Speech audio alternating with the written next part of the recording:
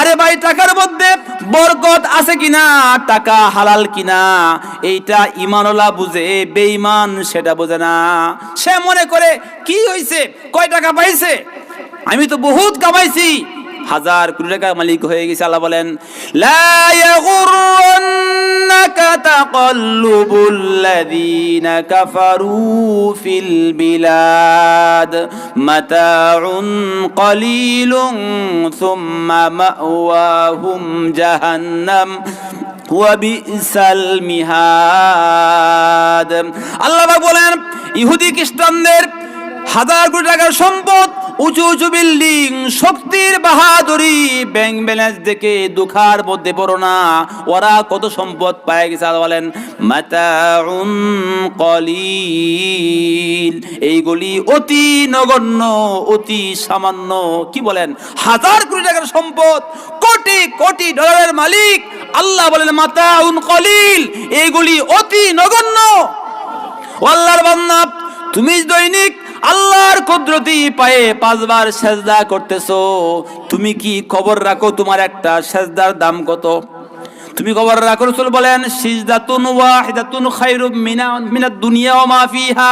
আল্লাহ পাকের নিকট একটা সেজদার দাম এই দুনিয়া এবং এর মধ্যে যত সম্পদ রয়েছে তার চাইতে বেশি দামি হলো বান্দার একটা সেজদা। বলুন সুবহানাল্লাহ।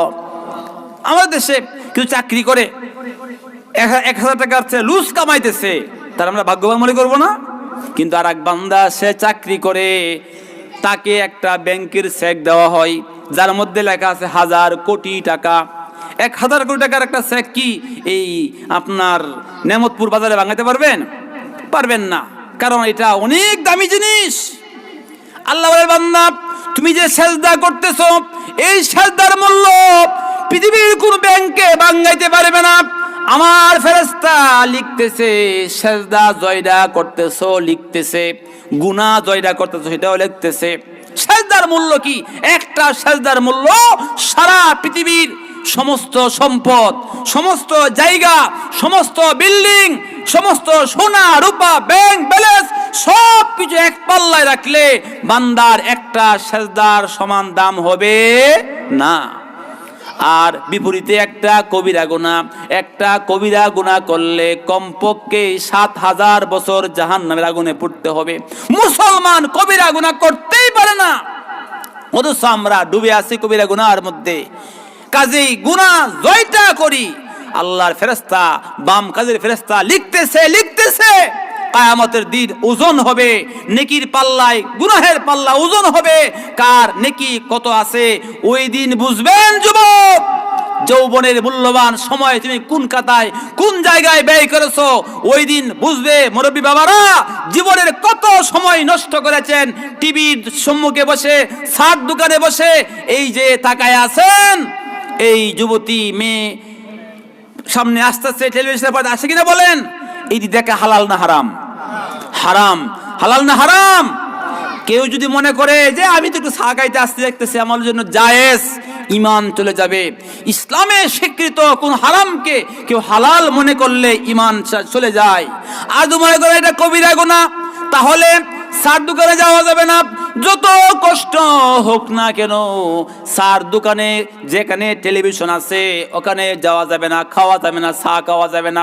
কাজেই ভাইরা, কাজেই যুবক, যৌবনের শুরু থেকে আল্লাহর গোলামি যদি করতে পারো তোমার কপাল খুলবে, তোমার ভাগ্য ভালো হবেই হবে, ভাগ্য হবেই হবে। সেজদা বলেন মালিকের উল্টা যে শ্রমিক চলে সে কি ভাগ্যবান না হতভাগা? হতভাগা। মালিকের পছন্দনীয় কাজ করে না, কোন শ্রমিক সবাই তো করে। বলতে পারেন আমাদের যে মালিক আল্লাহ পাক, আল্লাহর কাছে বান্দার কোন আমলটা বেশি পছন্দনীয়?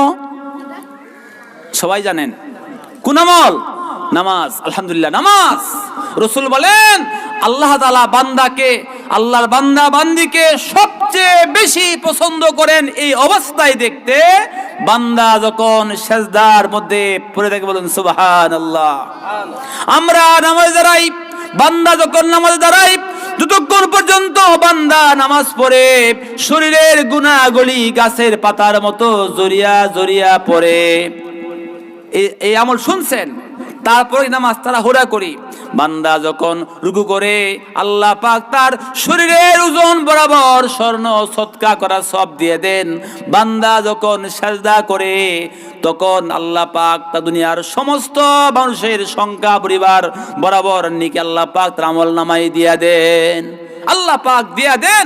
আর বান্দা যখন সাজদায় পড়ে থাকে, লম্বা সাজদা করে, এই অবস্থায় বান্দাকে দেখতে আল্লাহ পাক বেশি পছন্দ করেন, বলুন সুবহানাল্লাহ। তাহলে আল্লাহ পাক কি চান? আমার বান্দা আমি আল্লাহর কুদরতি পায়ে লম্বা সাজদা করুক। আমরা নামাজ যারা পড়ি কি করি? কোন রকম মাথাটা ঢুকাই কি ঠান্ডা উঠে এলাই কত তাড়াতাড়ি পড়তাম পারি। ভাই, এটা আল্লাহর পছন্দনীয় সাজদা নয়।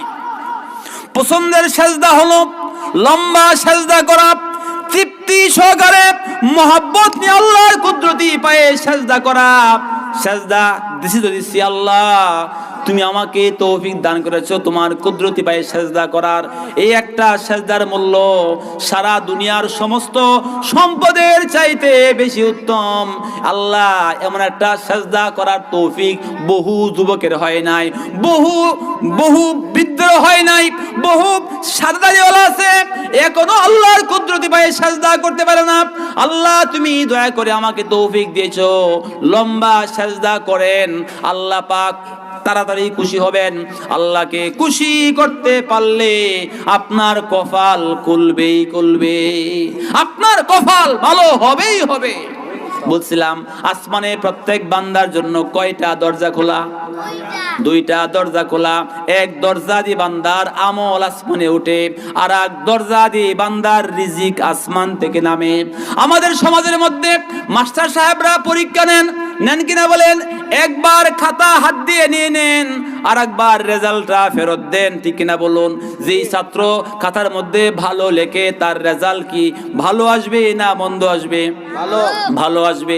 যদিও সে ফকিন্নির ফোলা হয়, যদি ভালো লিখতে পারে, মাস্টারের বাবারও ক্ষমতা নাই তার রেজাল্ট কমাইতে পারে, তাকে রেজাল্ট দেওয়াই লাগবে। কারণ যদি ইনসাফ থাকে, আল্লাহ পাক হলেন সব চাইতে বড় ইনসাফওয়ালা। কাজেই যৌবনের শুরু থেকে আল্লাহর যেই বান্দা, আল্লাহর যেই বান্দি নামাজটা 5 ওয়াক্ত পড়বে, আল্লাহর হুকুমগুলো মেনে চলবে, ভালো আমল আসমানে পাঠাইবে, আসমানে তার জন্য সৌভাগ্য লেখা হবেই হবে। তাহলে ভাগ্য ভালো করতে হলে কি লাগবে? মোটা অঙ্কের বেতনের চাকরি, বড় ডিগ্রি, বড় ক্ষমতা, এমপি মন্ত্রী না, কিচ্ছু না। সব পিছনে ভাগ্য ভালো করতে চান, আল্লাহর আসমানে ভালো আমল পাঠান। সন্তানটাকে আল্লাহর শুকরগুজার বান্দা বানান, সন্তানকে আল্লাহর শুকরিয়া শিখান, নবীজির তরিকায় সন্তান বড় করুন। আজকে বড় দুঃখের বিষয়, আমাদের সন্তানগুলো যুব সমাজ কোন দিকে যাচ্ছে? নবীর সুন্নতের খবর নাই।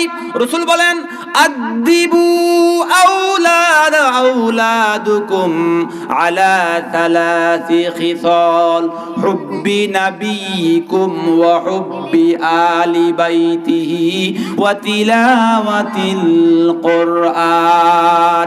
নবীজি বলেন, তোমরা তোমাদের সন্তানদেরকে সর্বপ্রথম 3টা বিষয় শিক্ষা দাও। এক হলো হুব্বি নাবিয়িকুম, তোমাদের নবীর মহব্বত শিক্ষা দাও, নবীর মহব্বত শিক্ষা দাও। নবীজির জীবনীটা সন্তানকে শোনাও।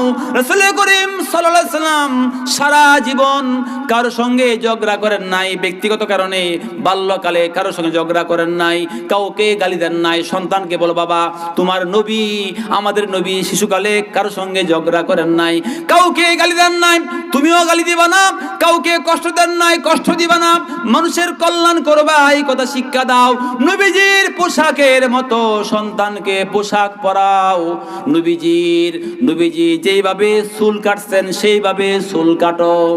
আজকে তো আমাদের সন্তানরা চুল কাটে বকাটে তরিকায়, সুরের তরিকায়। আমরা সুরের সময় দেখছি কেউ চুরি করলে মাথার এক সাইড ফেলাই দিয়েছে, মাঝখানে কেউ চুল রাখছে, এটা কি সুরের লক্ষণ? আর আমাদের সন্তানরা সেই তরিকায় চুল কাটছে। বলেন যে এই যে 2 সাইড কামায়া মাছের চুল রাখে, এটি দেখতে ভালো দেখা যায়, মানানসই না বেমানান? আপনি কেমন বাবা? আপনার সন্তান সেই বকারে তরিকায় চুল কাটে, আপনি কিচ্ছু বলার ক্ষমতা রাখেন না? আপনি তো সেই কিয়ামতের আলামত। রাসূল বলেন শেষ জমানায় বাদী তার মনি প্রসব করবে, অর্থাৎ মা যে সন্তান প্রসব করবে ওই সন্তান বড় হয়ে ওই মাকে বাবাকে গোলাম বান্দি বানাবে। আপনি তো গোলাম বড় হওয়ার এখনো হয়ে গেছেন, ছেলেকে দিচ্ছেন ইহুদি খ্রিস্টানদের তরিকায়। আপনি অযোগ্য বাপ। আপনি যোগ্য বাপ হলে বলতেন সন্তান আমার ঘরে ভাত খাইলে ইসলামী তরিকায় চুল কাটতে হবে, শয়তানি তরিকায় চুল কাটতে পারবে না। সেই কথা বলার সাহস আপনি রাখেন না, কারণ আপনার মগজটা ইহুদি খ্রিস্টানদের অভ্যাসে অভ্যস্ত হয়ে গেছে। ইহুদি খ্রিস্টানরা বাচ্চাদের ফুজাস করতে করতে বড় হয়, এই বাচ্চাগুলি বড় হয়ে বাবার ঘাট ধরে। ইসলাম বলে সন্তানকে আদব শেখাও, রাসূল বলে আদব শেখাও। আপনার 10 বছর বয়সী মেয়েটা ওড়না ছাড়া বাড়ির বাইরে হয় কেমনে? আল্লাহ তো তার উপর পর্দা ফরজ করেছেন। বাবাকে বলছেন তুমি তোমার মেয়েকে পর্দায় রাখো, বিবিকে পর্দায় রাখো, তার গলার আওয়াজ যেন বড় না হয় সেদিকে খেয়াল রাখো। যেই বাপ তার যুবতী মেয়েটাকে ঘর থেকে বের করে দিয়েছে, ছেড়েছে বেপরদা অবস্থায়, ইসলামী শরীয়ত বলে সে দায়ুস, আর দায়ুসুল আয়াদখুলুল জান্নাহ, দায়ুস বেহেশতে প্রবেশ করবে না। কাজেই ভাই সন্তানগুলিকে রাসূল বলেন সবার আগে তুমি হুব্বি নবীকুম, নবীর মহব্বত শিক্ষা দাও, ওয়া হুব্বি আলি বাইতিহি, আহলে বায়াতের মহব্বত শিক্ষা দাও। আল্লাহর নবী ফাতেমা রাদিয়াল্লাহু তাআলা আনহাকে যেরকম পোশাক পরাইছেন তুমি তোমার মেয়েকে সেরকম পোশাক পরাও। মা ফাতেমাকে জিজ্ঞেস করা হলো, নবীজি বললেন মা বলো একজন পুরুষের জন্য একজন মহিলার জন্য সবচেয়ে ভালো কাজ কোনটা? ফাতেমা রাদিয়াল্লাহু আনহা বলেন জাব্বাজান একজন মহিলার জন্য সবচাইতে ভালো গুণ হলো ওই মেয়েটা কোনো পর পুরুষকে দেখবে না, নিজের সৌন্দর্য কোনো পর পুরুষকে দেখাবে না, এটা সবচেয়ে বড় গুণ। আর আমরা আমাদের মেয়েদেরকে ছাড়ছি, আপনার কি বলবো যে টাইট পিট পোশাক পরে মাথা উদাম রেখে বেপরদা ছাড়ছি। ও ভাই কথাগুলি করা হলেও মানতে হবে, নইলে জান্নাত কপালে নসিব হবে না। ওয়াতিলাওয়াতিল কোরআন, সবার আগে আল্লাহর কোরআনের তেলাওয়াত শিক্ষা দাও।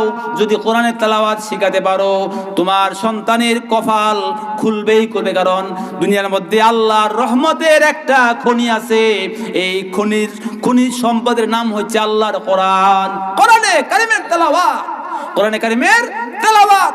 কাজেই ভাই বলছিলাম সন্তানের পক্ষ থেকে আসমানে যদি ভালো আমল যায় তাহলে আসমানে তার জন্য সৌভাগ্যের ফয়সালা হবে, আর যদি আসমানে ভালো আমল না যায় মনে রাখবেন বাবার জমিদারি, 1000 কোটি টাকার সম্পদ, এই শ্বশুর বাড়ির সম্পদ, এই সম্পদ দ্বারা আপনার সন্তানের কপাল খুলবে না, খুলতে পারে না।